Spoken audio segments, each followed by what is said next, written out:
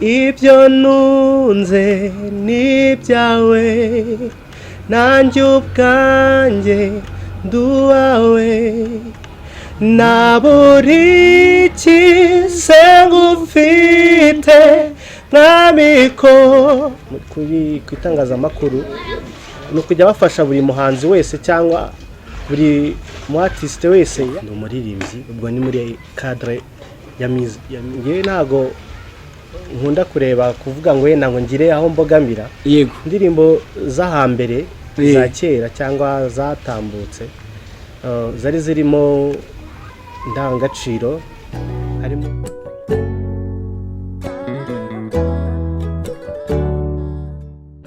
Raj TV Show. Need information on the top. Yes, twongeye kubasuhuza mwe tubana umunsi ku wundi ni niyo Raj TV Show ubakakaye rero tukaba turi kumwe n'umutumirwa wacu murabona ko arakeye yaje ngo ku kintu bita umutuku rero ndagira ngo tuze kuganira nawe ariko mbere yuko tuganira nawe ndagira ngo atwibwire muri rusange tumenye ngo ni muntu ki ese tumenye ngo atubwire nyine ibyo akora tubone guheraho tuganira byimbitse muri rusange murakoze cyane murakoze cyane amazina yanjye y'ababyeyi ni Sibomana Philippe zina ry'ubuhanzi ni Sibofil yego Sibofil ubwo ndabizi ko abantu muhise musobanukirwa izina ry'ubuhanzi wajemo izina ry'ubuhanzi egara ashobora kuba ari umu artiste mu ndirimbo mu mafilimi cyase mu bishushanyo ni ubuhe buhanzi urimo tubwira gataho okay nkuko nanjye mbivuga ndi umuhanzi yego ndi umuririmbyi ubwo ni muri cadre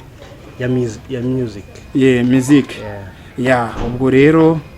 ubwo urumva ko amatabya y'amavuta n'ubundi mu minsi ishize twari turimo kwifuza ko twaganira n'umuhanzi amakuru yawe se Phil makuru meza brother ibintu birimo biragenda kabisa ibintu na mahoro yego namwe se twese urumva ko nta kibazo turashima Uwiteka ndagira ngo rero tuganire kuri cadre ya music kuko ariyo cadre urimo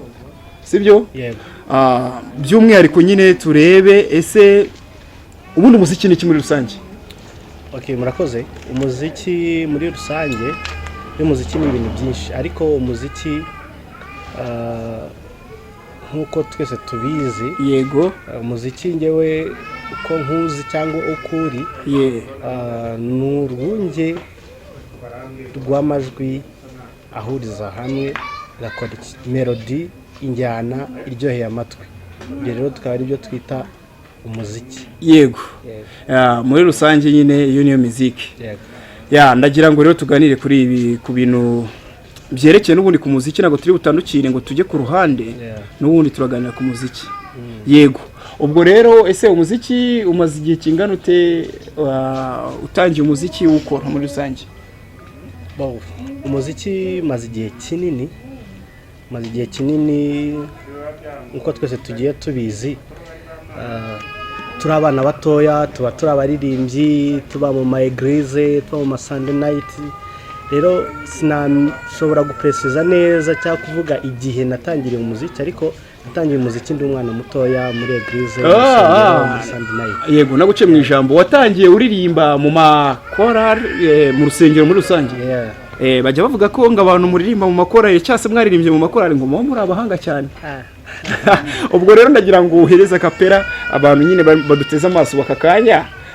banyurizeho babanze bamenye se wa mungani nitwaba twazanye umukinnyi wa filime cyangwa wa comedy kandi turimo kuvuga ku kintu bita music murakoze agapera uvuze ni kintu ni ukuvuga ngo freestyle waririmba kuri gospel nta kibazo yego kubera twahereye kuri gospel nangiye nkubwira ko natangiye music ndi umwana muto mu rusengero reka nkora agapera kuri gospel gatoya nta kibazo uburenganzira bwawe twiyambure ibitari by'Imana twambara umwenda wera iby'Imana birangwa n'urukundo ineza n'imbabazi wumva icyo ngusaba n'umwuka n'ubwenge byo guhishurirwa ndusheho kukumenya. Sansa. Yes uziko ushobora kuvuga neza cyangwa se kuririmba umuntu agafashwa. Ewana ibintu byo ndumva rwose ubirimo neza. Muri rusange rero ndagira ngo ubundi nkubaze, ese kuririmba ubundi ni ibintu byakujemo cyangwa se warabyize cyangwa se wa mungani nkuko watangiye tuvuga ngo nari ndi muri eglise nangira kuririmba cyangwa bitangira umwana muri rusange? Muri rusange ni reka ntange urugero, buriya akenshi hari ikintu mu kintu cyari cyo cyose hajya habamo impano, hakabamo no kujya mu ishuri ugafata ubumenyi bw'icyo kintu bitewe n'icyo ukunda wowe. Yego rero ngewe muzike yanjye nta shuri nagiyemo ngo nyige mbe nari specialize muri muzike, ahubwo ni impano kwa kubijyamo ndi umwana mutoya, nkaba muri kohari, nkaba muri eglise, biraza bongere navuga ko ari impano, ntago ari byo nagiye kwiga mu ishuri, ni impano rwose. Yego buhoro byagiye biza. Yego. Twakomeje tuvuga eglise, ese ubwo bumenyi waba warabukuye mu ihe eglise? Eglise ni nyinshi cyane. Yego rero ndagira ngo menye eglise cyangwa se abadukurikiye bamenye eglise waba warakuye mu ubwo bumenyi bwo kuba waririmba, kuko ngenzi ko ama eglise abiri ari afite ubumenyi bwo kuririmba muri kiro gihugu. Yego watubwira eglise yari? Ngewe nakuze cyangwa navutse nsanga iwacu ari abadventiste bo munsi wa karindwi. Yego rero nakuriye mu badive umwana mutoya, ndumva rero ariho natangiriye umwuga wanjye cyangwa impano yanjye rero nayimenyeye, naho banzamuye kwa. Yego mu badventiste Maranatha. Mwami Yesu nabi. Nagira ngo numve ko atadutuburiye. Ubwo rero nta kibazo. Aha none se reka tugaruke wenda kuri muzike by'umwihariko. Ubundi umuziki uyu munsi urimo gukora cyangwa se imiziki irimo gukorwa, hari za secular, hari gospel, hari n'indi miziki myinshi muri rusange za country n'ibindi. Ubundi wowe wenda tutarebye muri genre ya gospel uprefera iki hagati aho ngaho? Nkuko nabivuze nk'umunyamuziki natangiye ndi muri gospel. Yego. Ariko umuziki ni mugari pe, ni mugari, kubera rero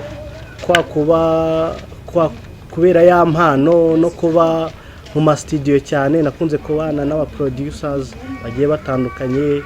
tukabana muri izo gospel. Ariko hari umushuti wanjye w'umuproducer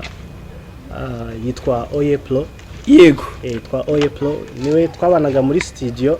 yakoraga amasecure, ariko ngewe tugahora muri studio nje gukora ama gospel. So naherekeje ko hari naje kwifasha muri recording muri studio, umuhanzi ku giti cye, ariko hajya hazamo abantu ba secure nkabaha ibitekerezo, nkabasupportinga nkagirira gute. Producer arambwira takose ko mbona ahubwo na secure uyishobora cyane. Tukiraho na secure yarakubwiye ati nayo urayishobora. Bitewe nuko yabonaga uburyo na supportinga abahanzi ba secure babaga baje muri studio bakahansanga abaho idea. Ariko se sorry ho gato, tukiraho hari ukuntu wabanza ukaduha na hagapera, ubundi tukabanza tukavuga ati abanyarwanda bakumva neza niba koko ibyo urimo kuvuga ari byo ijara kurindi. None twete dukomereza muri secure mu byo watuganirizaga. Yego ku ndirimbo yari yose ni yabari undi muhanzi cyangwa ni bibaye byiza duhe akapera tukabarakawe kabarakundi muhanzi isabyo ubundi yuzi ibintu abanyarwanda bahita babyumva direct. Ngewe rero nakuze nkunda abahanzi bagiye batandukanye, ariko njya nkunda kuririmba mu bukwe. Indirimbo njya nkunda kuririmba sinyumva kuri stage nayiririmba indirimbo ya Knowless Butera, afite indirimbo nziza cyane, ni ya kera ariko ngiye ndayikunda. Knowless mu minsi yashize n'ubu ngubu afite indirimbo yitwa Nzaba Mpari. Indirimbo rero ndayikunda cyane, iyo ndi mu birori by'ubukwe ndakwiririmba. Ndumva rero nabasangiza. Nta kibazo dusangize. Kurira bibaho mu buzima ariko biba byiza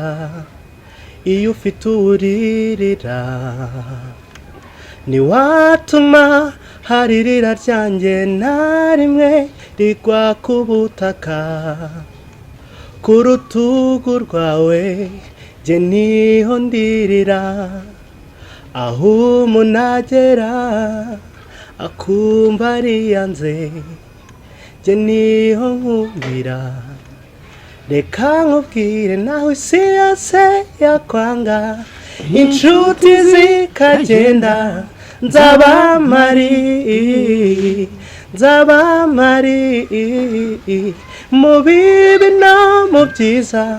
mu mvura no ku zuba nge nzabamari yes iyo ndirimbo kuko byo urayikunda cyane ndayikunda cyane ni indirimbo yagacishijeho buriya mu gihe cyashize kanyuzeho karahanyuze kabisa rero Phil ndagira ngo ubundi mubaze cyangwa se ubanze unsubize cya kibazo cyane twasubitse mbere yuko uririmbira abanyarwanda indirimbo ya Butera Knowless nkuko ndimo kubikubwira nyine umuproducer nanamushimira cyane shout out to Oye Pro niwe rero watumye mbasha kumenya ko afite niyo mano ya Secure so rero twatangiye kujya dukorana ama projet menshi akajya haza abahanzi cyane cyane abaraperi ntago bazwiho kuririmba bazo kurapa nyine n'abaraperi nyine ba flowing nyine ama raps yabo yego rero bakaza akahita babwita ariko hari umupeti rwose wabafasha akabakorera udukarasi tumeze neza kamamagara nkaza tugahuza nkabakorera izo karasi nkazi recording ariko kubera niberaga muri gospel nyine nkabaririmbira muri audio ariko bajya gushutinga ama video nkanga nyine kubera nawe urabizi nyine byo mu macaci ko hari tazambona nasohotse muri Sekira nkanga kubijyamo indirimbo nyinshi nagiye nkoramo nkabaririmbira ariko nyine sinzigaragaremo muri video ni nyinshi cyane rero icyo gihe nibwo nanjye natangiye kubyiyumvamo ntangira gukora noneho kujya nandikira abahanzi indirimbo za Secure ariko uri buze no kuzijyamo ukajya muri video oya nene natangira kuzijyamo nkayandika nkaza nkayimuhereza for free nize nicyo nyimusaba nkaza nkamubwira uti rero mfite indirimbo n'akantu na gato nta kintu musabye yego muzike nyine nayikundaga no kuba ngo ni urukundo rwa muzike rwatumye nkavuga uti iyo mba nakabyikoreye ntari muri gospel cyane iyo ndirimbo nagomba kwikora nkayisora nkavuga uti mu rwego kugira ngo cyagihangano cyanjye gisohoke ngashaka umuhanzi nkakimuhereza bakayirecordinga akayisohora ngewe bikanshimisha rero bibaho gutyo igihe kinini igihe kimwe nza kugaragara mu ndirimbo nk'eshatu za Secure naze kugaragaramo zo wambwira indirimbo ya mbere wandirimbiraho gatoya wenda ndabizi ndimo kugora ariko ndabona n'ubundi witwaje uruhago ubyanze bikunze ubwo ufite uburyo urimo kwita unyuguza umuhogo nagira ngo undirimbireho gato indirimbo yawe ya mbere waririmbye muri Secure sinya nzibuka neza ariko hariyo nibuka nakoranye n'umuraperi witwa Isboy cyangwa Two Face yego yitwa Please Love to Me Please Love to Me Please Love to Me okay ugiye kutubwira rero turirimbireho abanyarwanda twumve nyine indirimbo yawe iri mu zambere muri rusange twumve intege nke kuri nge nukukubura my baby sinashobora kubaho utari baby please love to me wow ni ya mbere na recordinganye no ewana urumva ko ari inzungu ni inzungu cyane abantu benshi bagiye bambwira amaze kwisohora yego ntago nigaragayemo mu mashusho ariko muri audio ninge wari wayiririmbye abantu benshi bagiye namubwira ati mpeti yabikoze neza yari indirimbo yanjye ya mbere yari so talented kabisa akamwe ati aririmba nka Tupac n'ibiki ariko haje feedback nziza binera motivation ko haje yo kuba nakora n'ibindi yego okay urakoze cyane ubwo rero mwe mugikurikiye Raj TV show turimo kuganirana n'umuhanzi uririmba gospel ariko akaba aririmba na sikra, ubwo rero muri rusange byose arabivanga. Sinava ko mbivanga ariko ubu ahanini nkunda kugaragara cyane ni muri gospel. Sikra ndayikora ariko ntago ndayijyamo official ngo nangire gusohora ibihangano byanjye, niyo mpamvu nuko nabikubwiye abo ngenda indirimbo cyangwa abaririmbiramo ntaratangira kuvuga ngo ngaragare muri izo video, ariko Sekira nkora cyane ni mu birori, mu bukwe, mu anniversaire, kuririmbira abantu, ariko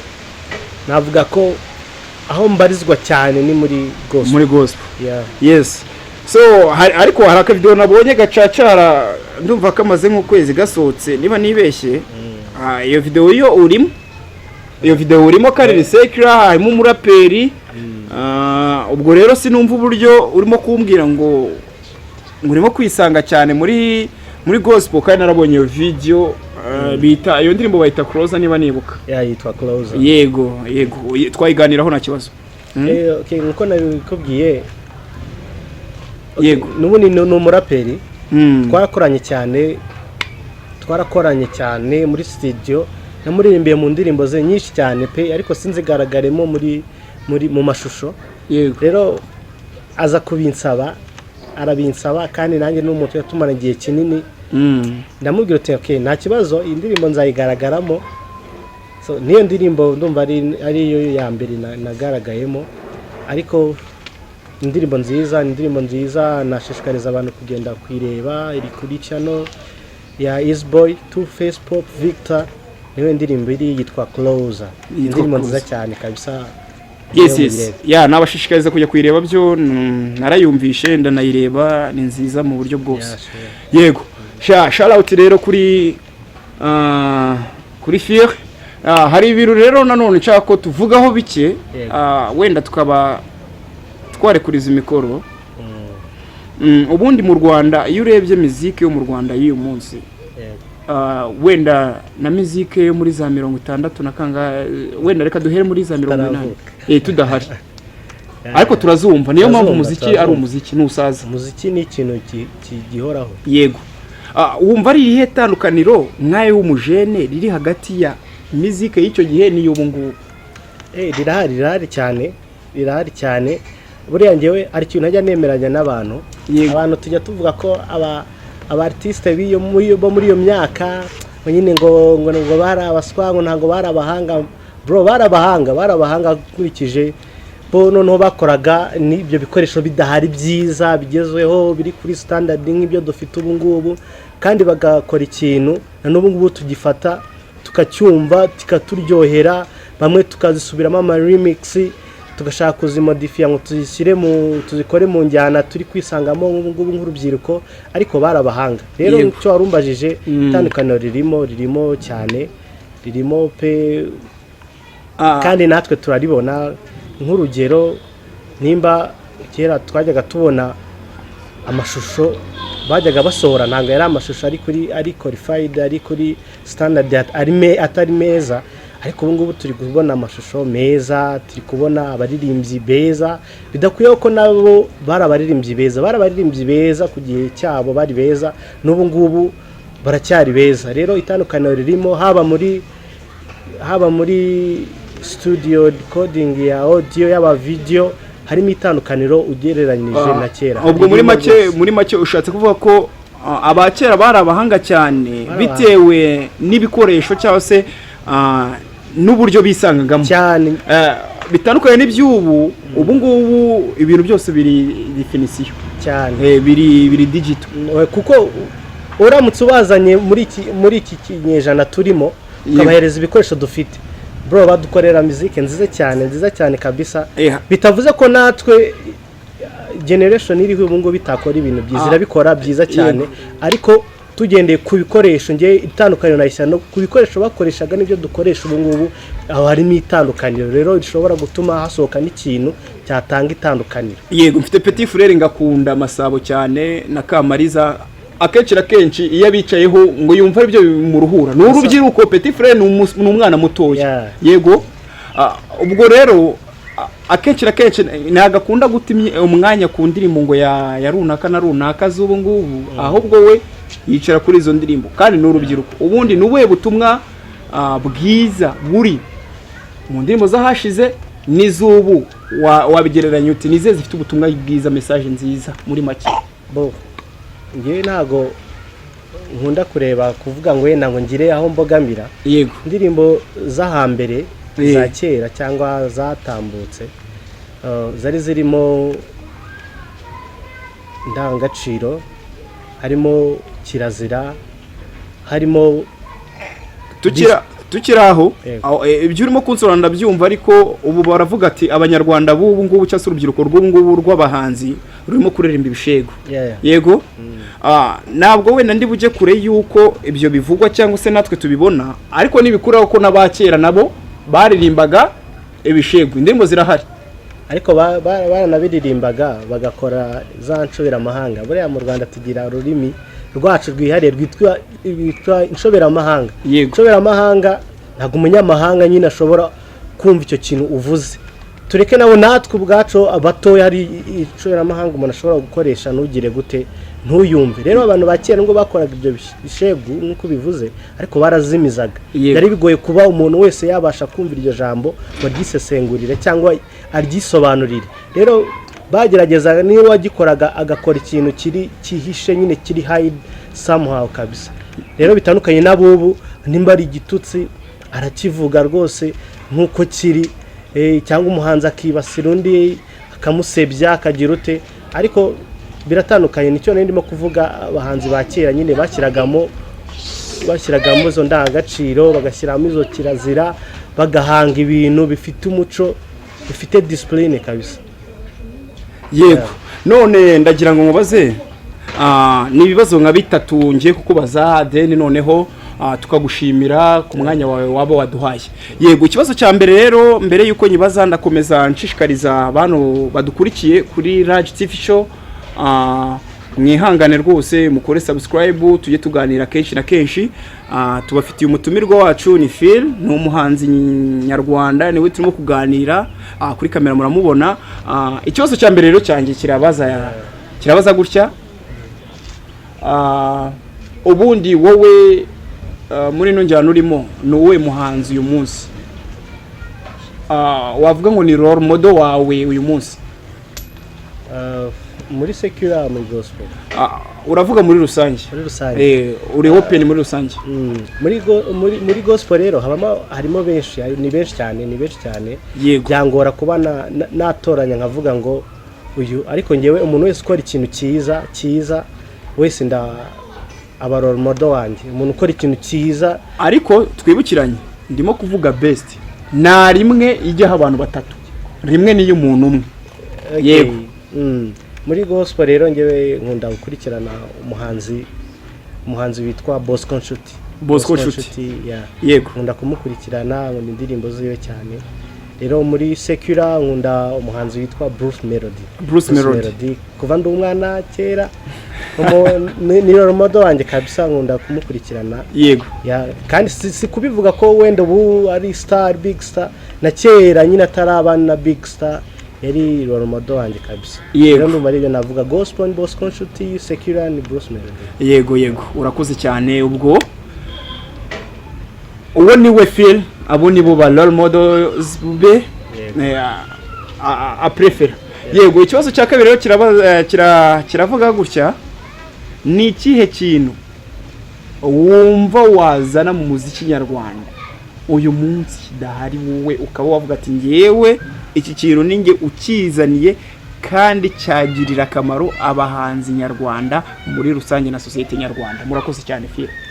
ngewe ikintu nazana najya nkunda kubona kibamo ariko si cyane kandi niyo kirimo kenshi kijyamo according yuko wenda ndi bukwishyure uzunkorera ibi bintu ngewe nazanamo ikintu cyo kuba gufata abartiste bagenzi banjye bitewe na music nawe ndimo gukora cyangwa muri rusange umuhanzi tugakora tugakora nk'abavandimwe tukareka kubanza gukora ikintu cyo gukora za business cyane nyine bikaba business ariko bitari business iri deep kazamo ubuvandimwe kazamo gufatanya kavuza gushyiramo hamwe ko mu bahanzi na twese dushoboye ibintu bimwe hari umuhanzi utazi kwandika yego ariko ngewe nkaba nshoboye kwandika akaba we ashoboye kuririmba ariko nanjye nashoboye kuririmba siko nshoboye kwandika kuki ntamwandikira noneho nawe azaririmbe gira ibintu nka bitanu uvuga ku itangazamakuru ryo mu Rwanda mu bintu bigendanye na music na promotion. Icyo navuga nanasaba ku itangazamakuru ni ukujya bafasha buri muhanzi wese cyangwa buri mu artiste wese yaba ari uri kuzamuka yaba ari n'umustar bakamufasha batitaye ku muntu wari we kuko biragoye kubona hari abana bakizamuka bakora ibintu byiza yego ariko kubera ko nta mafaranga bafite cyangwa nta bushobozi bafite cyangwa nta abantu babakomangira ahantu runaka ugasanga nyine baheze hasi bya bihangano byabo abasitari bakuru bakaza nko muri studio njye nagiye mbibona nko muri studio umuhanzi akaza kuba ari umusitari agafata indirimbo y'umwana ukizamuka akayikora akayisohora nta n'ikintu amuhaye bro atanaje avuga uti peti wakoze igihangano cyiza amuhereze n'ayo mafaranga abe makeya ariko ayamuhereze ase ibyo bintu mbwije ukuri ubwo ibyo bintu neza urabizi neza ko ibyo bintu bibaho cyane bro bibaho rwose umuhanzi araza ariko biba byatewe na producer ko ntago umuhanzi yaza ngo ajye muri machine akenshi ubwo bishatse kuvuga ko producer b'abanyarwanda bakora audio production ntago ari abanyamwuga ntago ari bose ariko some of them bamwe na bamwe barabikora batari abanyamwuga kabisa kintu ntago ngiye ku buryo afata indirimbo y'umwana ufite talented wamuzaniye amafaranga akamuha akazi akamubwira ati nge ndi coding ino ndirimbo then uyime iri full yarangiza akayumbisha umuhanzi uri big yarangiza akayikora cyane kuko buriya abana bakizamuka barahasoringa baravunika mupeti ashobora kuza go kwishyura nka projet wenda nka producer yamuciye nk'ibyo 50,000 mupeti nk'ibyo 50,000 akabyishyura nko mu byiciro nka bine pe indirimbo yigatinda wenda ko atarabona ya mafaranga yose ngo azayishyure wenda umunsi umwe umuhanzi mukuru akazaza yaza muri studio producer akamwita ariko akaririmbo mfite impano kandi nako mupeti ukizamuka reka kumvisha yambara kukumva agatamugute reka tugakore wenda bagakora akantu gatoya ariko melody ugasanga bayitwaye wenda kumo umuhanzi mukuru wenda ashaka kudakoresha amagambo yakoresha ariko melody bakayitwara ku indirimbo igihangano ni melody iyo umuntu yagutwaye melody abagutwaye indirimbo amagambo yo nawe washyiramo ayo ushaka ariko melody kagira uti icyo kintu navuga ku banyamakuru bajya bafasha umuntu batitaye biba bikenewe nabo bakeneye amafaranga ariko ahantu wumva ko hari impano mufashe without any cost kabisa umuciye yego iyo support igaragaye mu banyamakuru byafasha abahanzi muri rusange yego atubwiye kimwe ariko urumva ko gikubiyemo byose atubwiye kimwe gikubiyemo byose ndagira ngo nkubaze ikibazo cya nyuma rero muri rusange ni ikihe kintu ubona kituzuye neza muri showbiz muri rusange ubwo ni itangazamakuru muzike ibintu byose nyine biri showbiz nawe urabyumva ni ikihe kintu ubona kitari perfect cyane urugero ibikombe mu Rwanda ngo batanga ibikombe by'abahanzi ariko ngiye nago mbizi amaselects ntabyo nzi ubwo rero sinzi mbwira ni ikihe kintu wowe ubona kituzuye ubona kikiburamo ubugurangingo icyo kintu rero cya showbiz umbajije yego ni kijya gifitanye isano na kira maze ukubwira n'ubundi showbiz uragenda ugasanga ikomeza kuzenguka kuri baba hanzi bari big star baba star yego niho nyine tumenya amakuru yabo ariko ntago ndumva umunyamakuru ukora showbiz ariko akagenda mu underground agahera ku underground paka azamutse akagera no hejuru avuga twende uyu muhanzi akurikirana underground akabahera hasi akabakurikira paka akabakora n'ubuvugizi tukababona on top urese arashaka gukora showbiz kuri wa mustar ko wa mustar uragenda umuvuga n'umuvuga nyine